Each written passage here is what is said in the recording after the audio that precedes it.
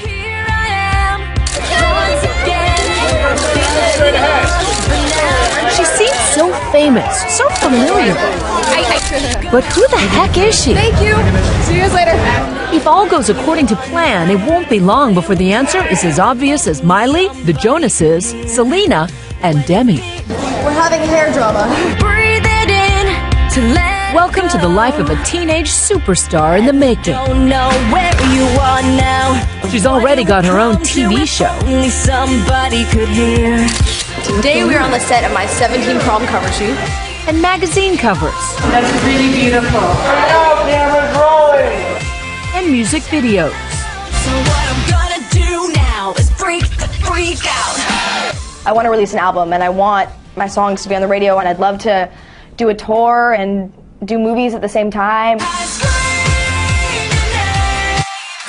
it out. Her name is Victoria Justice. I just hope it all works out. I think.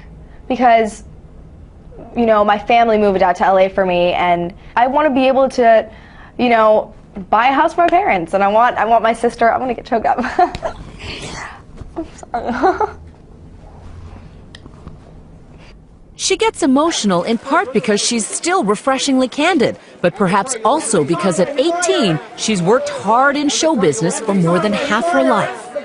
I was watching TV one day, and a kid on a commercial came on screen, and I started yelling. I was like, "Mom, Mom!" And she came in the room, and I was like, "I want to try that." It's chocolatey! She did her first national TV ad when she was 8 years old. Ovaltine's amazing! Half Irish, half Puerto Rican, marketers call her wide-ranging appeal multi-ethnic, non-specific. When I was 11 years old, I had done over like 30 commercials, and I had modeled for Guess and Gap and Ralph Lauren and a bunch of different people, which was really cool. But at that point, I was getting older, and I was like, well, I want to do TV and film. I want to move out to LA. I want to really like go for it. I want to be an actor. I want to be an actor. Yes. I think Victoria Justice is going to be one of the biggest stars in the world within 5 years. I think the girl's going to be making $10 million a movie.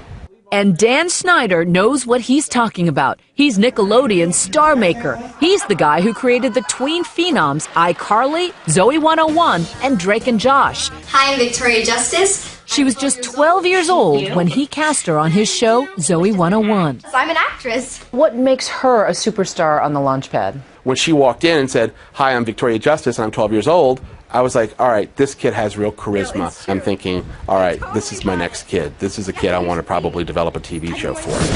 And he did. He created a show called Victorious, just for her, set in a performing arts high school. This is not just a high school. These kids are all artsy and creative and talented, and I'm just normal.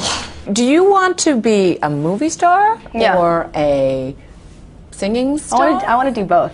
You want it all? I want to do both. I want it all. Why not? But Victoria is just one of a slew of young would-be starlets, loaded with talent and hoping to land roles in shows aimed at the growing and lucrative tween audience. Boys and girls aged 9 to 12 who spend about $43 billion annually.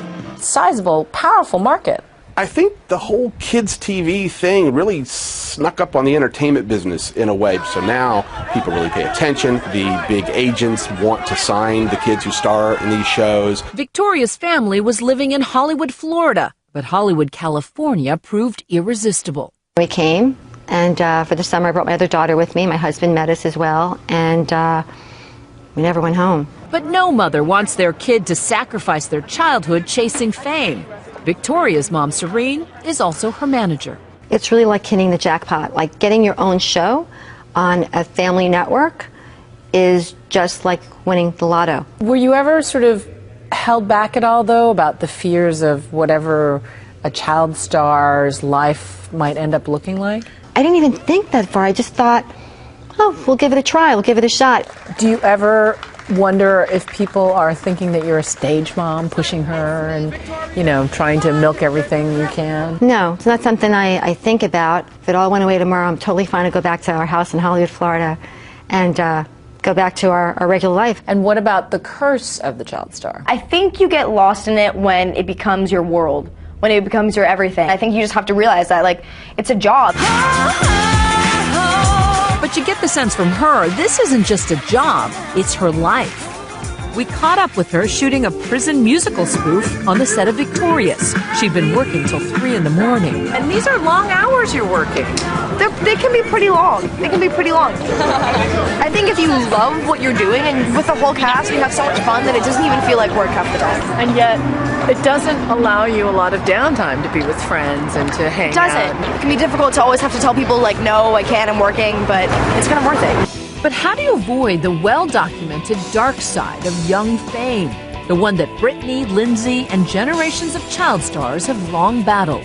I always have to remember that there are kids who are 5, 6, 7, 8, 9, 10 that are watching me, and I'm not gonna step outside and do something that, you know, they wouldn't be able to do too. Describe the pressure on a kid when their family has picked up and moved across the country for their career. I think that Victoria very much wanted to be an actor on her own. She was never pushed into it by a parent.